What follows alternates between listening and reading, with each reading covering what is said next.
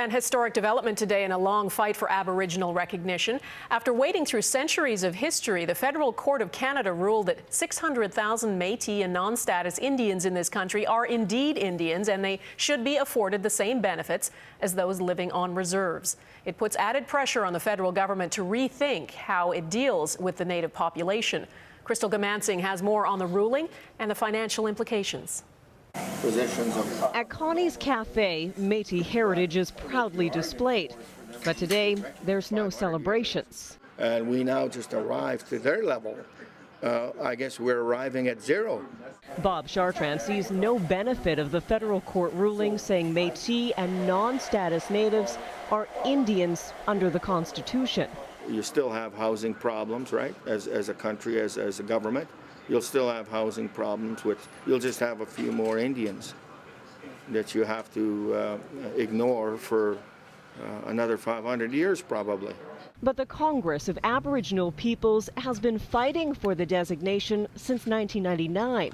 The national chief believes the ruling will lead to benefits like those granted to on-reserve natives. This case was all about fairness, dignity, self-worth. Betty Ann Lavallee admits nothing will change immediately, but says the federal government can no longer ignore the 600,000 Canadians who are Métis and non-status natives. An appeal is possible here. A spokesperson for the Minister of Aboriginal Affairs says the ruling is being reviewed. However, it was quickly pointed out that the ruling did not cover the application of any specific rights. The Prime Minister did comment today that he'd like to see life improved for all Canadians. In many Aboriginal communities, as I've said, the challenges are very great, but the potential is very great as well. Currently, Aboriginal Affairs has a budget of $7.8 billion. If the ruling stands, that budget may have to grow substantially.